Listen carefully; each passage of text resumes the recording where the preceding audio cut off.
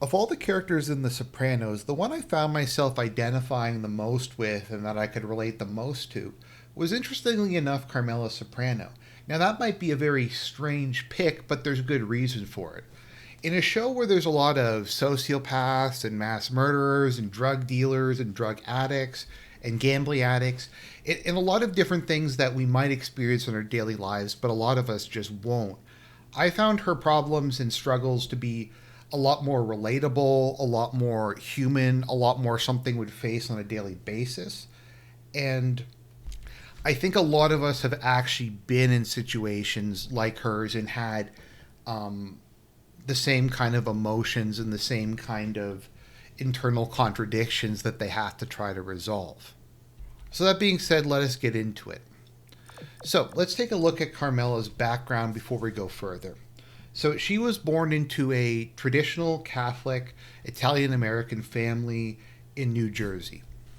Now, I think that this is important that her family is fairly conservative because I think her value set really plays a big role in how she reacts to things and the decisions she makes or rather doesn't make. I think it should also be noted that her parents were very upwardly mobile and aspirational. So she grew up in an environment where that was the goal, that they were Italians, they wanted to move up in the social hierarchy. They wanted to become wealthy, they wanted to make something of themselves and live the American dream. And that's very much a theme in The Sopranos, and that's even what I called the video I did on it, that it's kind of a dirge for the American dream. It's as Night Owl says it. It's as the comedian says it in Watchmen. Whatever happened to the American dream, it came true, and this is what it looks like for a lot of people.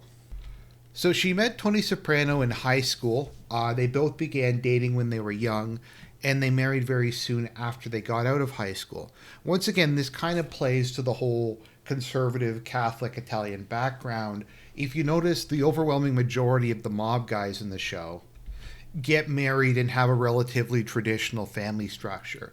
It seems to just kind of be part of it, that to kind of live in that life and be part of that culture, you're supposed to have a wife and kids.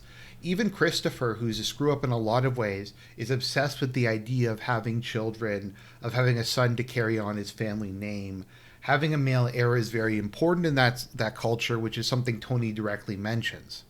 So after they got married, Carmela rather gladly took upon the role of homemaker. They had their two children, AJ and Meadow, and they were able to enjoy a lavish suburban lifestyle, albeit one built on mob money. So, in a sense, this is kind of the fulfillment of what she wanted. She has her family structure. She's married to a successful, like masculine, charming, charismatic figure. She's got her giant house in the suburbs. She has her kids, and things look good in a lot of ways. But under the surface, there's always the ever present knowledge that Tony's not getting his money from a legitimate source. So I think it's pretty clear that early on she knew Tony was involved in organized crime, but she chose to overlook it because she liked her position. But I think it's also important to keep in mind that I do think Carmela has a lot of genuine love for Tony, and it goes beyond just she likes the lifestyle she's become accustomed to. And I think that's partially what makes the whole thing very tragic, and that's a big reason why she can't affect any kind of change in her life, because she does really love Tony. And beyond that, Tony is extremely manipulative. He's very charismatic. He can be very charming. He's very good at talking his way out of situations. He's good at emotionally manipulating her. And for someone of kind of Carmela's personality, I think they're especially kind of vulnerable to that kind of thing. There's also the whole aspect of, once again, her Catholic background, her conservative values. She says that she voted for Bush. He says at one point, I'm not a feminist. And she's okay with the traditional gender role of being a homemaker.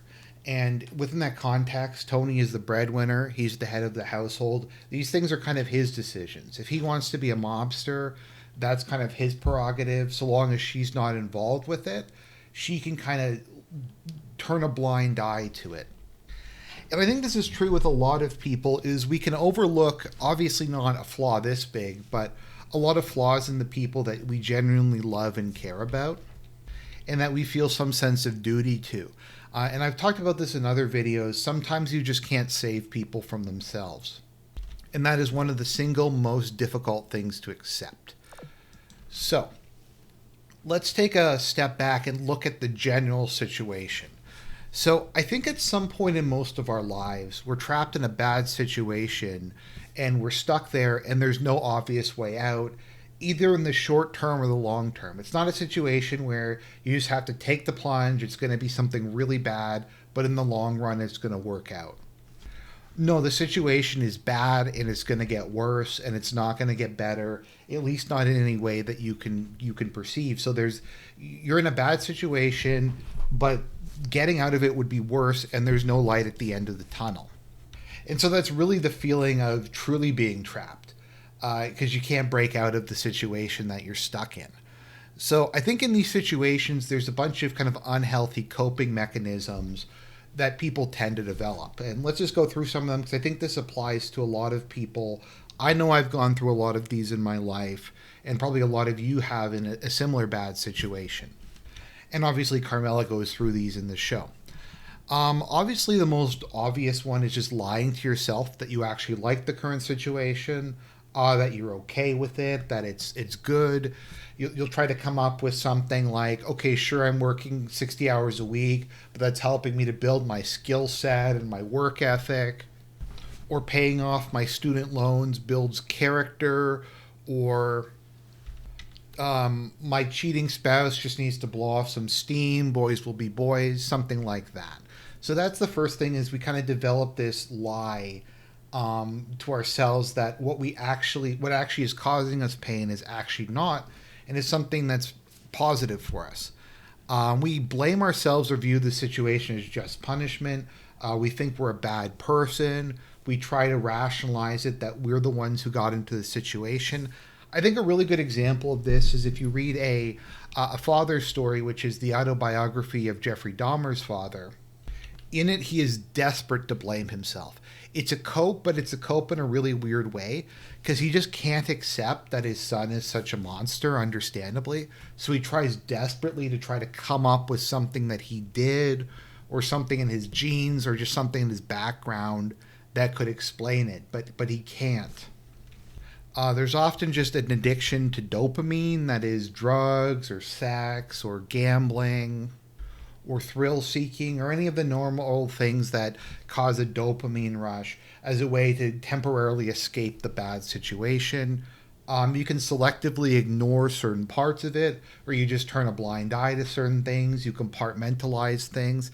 I do think if you start doing that long enough, it does start to do considerable damage to your psyche. And it does start to kind of fragment it, and you start to lose touch with reality. There is vainly clinging to hope that somehow things will change or somehow things will get better. There's not an obvious way that'll happen, but maybe just something will occur. Life is unpredictable. There's always random chance. You can try to come up with empty moral justifications, like if he doesn't do it, then somebody else will. I'm actually serving and helping out society by working like a slave, and just stuff like that. Trying to frame some way where what you're doing is actually good, even if it's bad. I think, though, that what ultimately this results in is this numb sense of twisted comfort.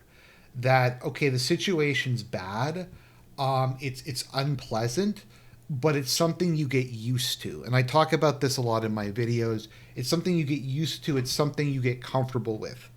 It's bad, but it's bad in a consistent way, in a stable way. You know what to expect. You might get punched in the face every morning, but you know what being punched in the face feels like. It's something that you can expect, and it's something that you can kind of learn to tolerate as much as you can over time. Stepping outside of that opens the door to all kinds of other things. Stuff that you wouldn't predict, stuff that you couldn't see coming. And in a lot of cases, people like stability, people like reliability, people like regularization of their daily life. So how does this apply to Carmella? I think you can probably already see. So one of the core characteristics of Carmella that people like to point out is that she's very materialistic, she's very obsessed with money, she's very addicted to the finer things in life, jewelry, spec houses, fancy trips, fancy clothes, all that kind of stuff. Now, I do think that is probably part of her personality. She does like nice things. Also, her family certainly, I think, contributed to that because they were so upwardly aspirational. I think, though, you have to keep in mind that the way she's kind of been, I don't know if program's the right word to put it, but the way that this has kind of been fed over time is the way Tony deals with her.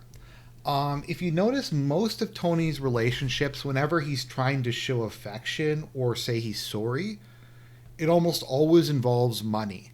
It almost always involves him giving people money or expensive presents or giving them a particular racket. In the mafia, and he doesn't really normally open up to people. He doesn't say, like, he sometimes does, but he doesn't normally say, I'm sorry. He doesn't really express love in kind of a conventional sense. This is the kind of the way that he deals with it.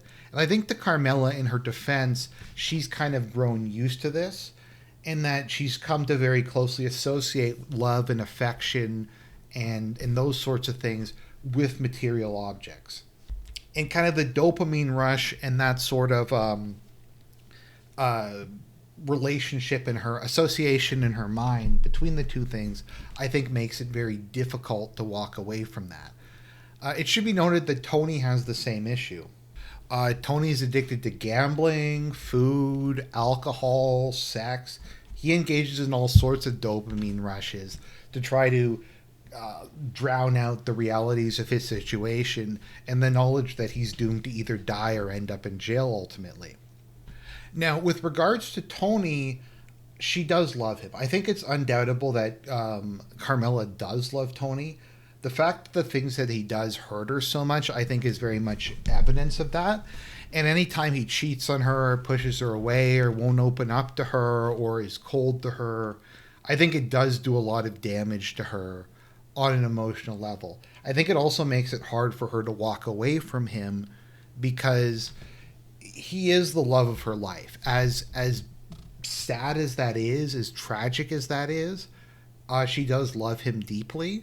And to kind of give up on him and to walk away, I think is something that would almost be impossible for her from a psychological perspective. And obviously she tries to do that at some point in the series, but that doesn't really work out. And you get into kind of this unhealthy emotional codependency between the two of them. And it's just a negative feedback loop that gets worse and worse over time as both of their bad habits are reinforced. There's the whole thing with regards to the mob life. Now, I feel like the agreement that her and Tony came to early on, and once again, people can say that she's lazy or lacks ambition or whatever, but I think the understanding is, okay, that they would have fairly traditional gender roles. She would be the homemaker, she would cook, she would raise the kids, and Tony would be the alpha male who goes out and makes money. And they were kind of happy with it. And that's the kind of arrangement that's normal for a lot of human history. Well, I mean, she would help out on the farm, but you get what I mean. It's not like this is some weird alien arrangement. This sort of thing happens all the time. So like I said, I think to a certain extent she views this as, okay, there's all this mob life stuff, but that's Tony's business. He's the man of the family. She's not directly involved with it, so it doesn't matter. She can't control what Tony does. And once again, there's this compartmentalization where you kind of start to split your mind up into different pieces, and that creates a lot of stress, and I think it damages your psyche. There's her Catholic faith. Now, Carmella is sincere about her faith, even if it is kind of weird and selective. And her priest does not really help, as he's kind of this weird liberal priest who gives very inconsistent and weird messages. But at any rate, on one hand, she does feel guilty over all the things that Tony does. Tony violates most of the Ten Commandments on a daily basis. He murders, he steals, he commits fraud, he engages in affairs, he ruins people's lives. He does all these horrible things, and she is complicit in it. And especially when it comes to the affairs, She's basically just told them, you can have whatever affairs you want. I just don't want to hear about it. And I don't want them interfering in my personal life. And I think she feels a lot of guilt for that. But on the other hand, her faith tells her, stand by your man. The church is very much against divorce. Divorce is something that's evil. It's something to be avoided. They encourage you to try to reconcile with your spouse and work things out. She would be abandoning, according to her faith, her roles as a wife and mother if she was going to try to get out of the situation. There's also the kids, Meadow and AJ. Whatever you can say about Carmella, she does love her kids and want what's best for them. I think some of the trouble she has with them is the fact that Tony's not around, particularly when it comes to AJ. She knows if she was to actually leave Tony, at least earlier on before the kids are grown up, it's going to do a lot of damage to them. They grew up in an environment where they might not have one of their parents with them. She doesn't want to make them choose. And she does know that Tony can provide for them. He can provide access to the best schools. He knows all kinds of people who can help them get jobs. There's just a lot of, and she takes advantage of this to help Meadow out throughout the series, like getting her the letter of recommendation. And it's very hard to turn that away, especially when your children are kind of one of the main focuses of your life, of turning down what Tony can provide for them. And then there's just the practicality of leaving, which is not practical. Carmella doesn't have any skills or experience that would really allow her to do anything, to make anything above minimum wage. I think she gets her real estate license at one point, although that doesn't really go anywhere beyond the spec house. But let's be honest, the only time she ever really has any success with that is because Tony helps her with his connections or intimidates people. So if she was to leave, the best she could hope for is a minimum wage job at the grocery store. As you can see during the divorce arc, if they actually did get a divorce, Tony has all kinds of ways to completely screw her over. She probably wouldn't get anything. She probably wouldn't get the kids. She wouldn't get alimony. She probably wouldn't get child support. He'd find some way to basically completely screw her over. And I think she acknowledges that she lacks the strength of character to accept a massive downgrade in her lifestyle, to go to living basically on the poverty line, working a crappy minimum wage job. And even if she was able to get custody of the kids, Tony would probably find some way out of child support just to spite her. And she just couldn't afford to support the kids on her own. And then there's always the chance that something could happen to her.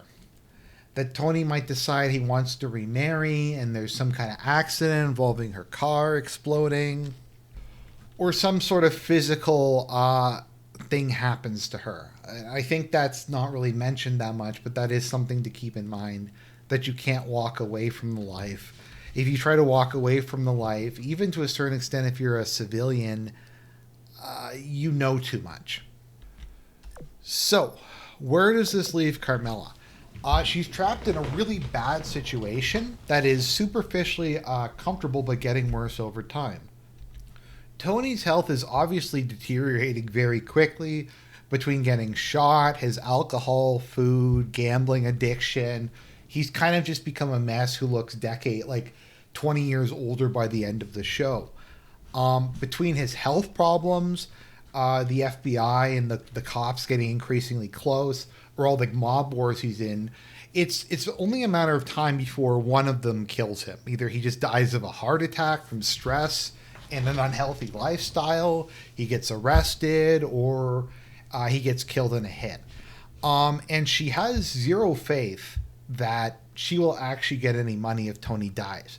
They try to set up that trust at one point, but as you can see with Ginny Sack, the FBI will find ways to seize the assets. They'll find a way to even seize the offshore accounts to prevent her from inheriting a lot of stuff. Who knows if she can really trust her lawyer. She can't really trust any of the guys in the mob to help her out except maybe Silvio. But if you recall, immediately after Tony was in a coma, they started trying to scam her and not kicking the money up. So the choice is she can pick poverty now and leave Tony and try to figure something out, or she can pick poverty at some unspecified time in the future where Tony finally goes down. And I think she's just finds that less bad, and she goes, maybe I can keep something. If Tony dies, maybe I can at least keep the house and sell the house, or maybe some of the assets will be safe. So, like, if she did leave, there's really no hope for her other than soul-crushing poverty. Now, she could probably snag another man, but the problem is, Tony would probably kill anyone who married her. So that option is out. In the show, if Tony did get whacked at the end, that probably is the only real move she has to make, is to immediately find like another capo or something and try to marry them who can maintain her lifestyle. There's also the issue that if she left and Tony won full custody, which he might have, then Tony would be an absentee father who's also a criminal. So she would lose whatever opportunity she has to influence the kids in what she would correctly see as the right way. And of course, there's the whole abusive relationship with Tony. So the point is that because of all these things, as bad as her situation is and all the kind of issues that she has, any attempt to really change it would make it a lot worse. And there wouldn't be any hope that there was a pot of gold at the end of the rainbow or light at the end of the tunnel. It would just get worse and worse and worse with no real benefit. And so she just kind of becomes comfortable with the situation and is just kind of content in her own way to just let things wind down, to let the clock, the sand fall out of the hourglass, to just let things float towards their inevitable and horrific conclusion.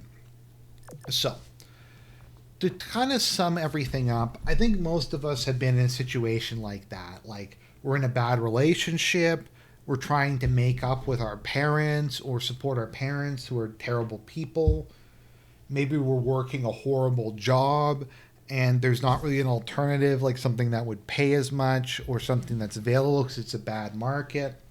Maybe you're sick and you're taking chemotherapy or some kind of other horrific treatment that your body just can't handle. What if you stop taking it, then you would die?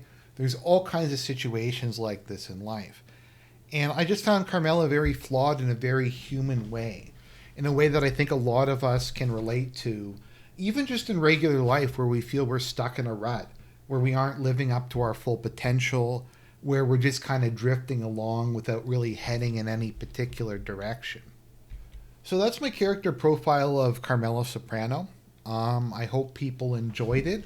I hope people maybe have more of an appreciation of her. And as always with these, I try to relate it to personal issues. That is, how can you look at the character and better understand your personal life?